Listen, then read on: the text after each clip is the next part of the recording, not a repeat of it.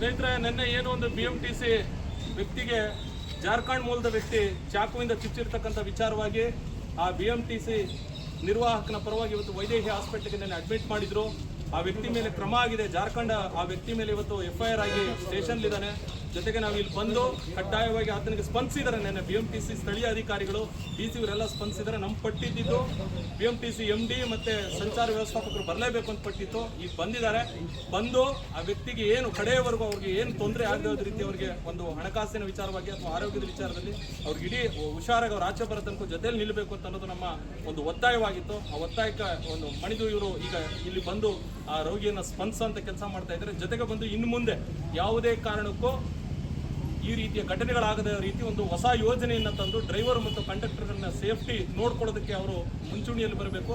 ಜೊತೆಗೆ ಬಂದು ಯಾರಾದರೂ ಹೊರಗಿನ ರಾಜ್ಯದವರು ಡ್ರೈವರ್ ಕಂಡಕ್ಟರ್ ಮೇಲೆ ವಿಡಿಯೋ ಮಾಡಿ ರಪ್ಪಂತ ಹಾಕದ ಕೂಡಲೇ ನೀವು ಅದಕ್ಕೆ ಸ್ಪಂದಿಸದೆ ದಯಮಾಡಿ ಅವ್ರನ್ನ ವಿಚಾರಣೆ ಮಾಡಿ ಆಮೇಲೆ ಅವ್ರ ಮೇಲೆ ನೀವು ಕ್ರಮ ವಹಿಸಿ. ಯಾರೋ ಹೊರಗಿನವರಿಗೆ ಸ್ಪಂದಿಸೋ ರೀತಿ ನೀವು ನಮ್ಮ ಡ್ರೈವರ್ ಕಂಡಕ್ಟರ್ನ ದಯವಿಟ್ಟು ತೀಕ್ಷ್ಣವಾಗಿ ಕಾಣಬಾರ್ದು ಅಂತ ಅನ್ನೋದು ನಮ್ಮ ಉದ್ದೇಶ ಆಗಿದ್ದು.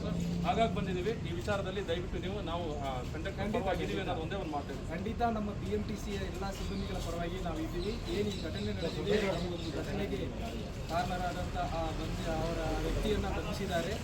ಪೊಲೀಸರು ಅವರ ವಿರುದ್ಧ FIR ಅನ್ನು ಕೂಡ ದಾಖಲು ಮಾಡಿದ್ದಾರೆ. ಇನ್ವೆಸ್ಟಿಗೇಷನ್ ಆದ ತಕ್ಷಣ ಚಾರ್ಜ್ ಶೀಟನ್ನು ಸಹ ಫೈಲ್ ಮಾಡಿ ಆ ವ್ಯಕ್ತಿಗೆ ಕಠಿಣ ಒಂದು ಪನಿಷ್ಮೆಂಟ್ ಕೊಡಬೇಕು. ಅದನ್ನು ಮಾಡುವುದರಲ್ಲಿ BMTCಯು ಕೂಡ ಬಹಳ ಸೀರಿಯಸ್ ಆಗಿ ಅದನ್ನು ಕ್ರಮ ತಗೊಳ್ಳುತ್ತದೆ. ಈ ರೀತಿಯ ಒಂದು ಘಟನೆಗಳು ಆಗದೇ ಇರುವಂಥ ರೀತಿಯಲ್ಲಿ ನಮ್ಮ ಕ್ರೂಗೆ ಬೇಕಾಗಿರ್ತಕ್ಕಂಥ ಸುರಕ್ಷತೆ ಅಂಶಗಳನ್ನು ಅಳವಡಿಸಿಕೊಳ್ಳುವ ದೃಷ್ಟಿಯಲ್ಲಿ ನಾವು ಖಂಡಿತ ಒಂದು ಯೋಜನೆಯನ್ನು ಮಾಡ್ತೀವಿ ಅನ್ನುವಂಥ ಮಾತನ್ನು ಸಹ ಇವರಿಗೆ ನಾವು ತಿಳಿಸ್ತಾ ಇದ್ದೀವಿ.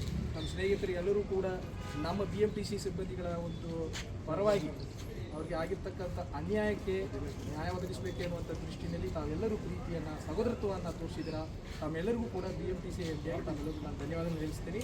ನೀವು ಕೊಟ್ಟಿರ್ತಕ್ಕಂಥ ಏನು ಬೇಡಿಕೆಗಳಿದೆ ಅದನ್ನು ಈಡೇರಿಸಲಿಕ್ಕೆ ಸಂಪೂರ್ಣ ಕೆಲಸವನ್ನು ನಾನು ತೋರಿಸ್ತೇನೆ.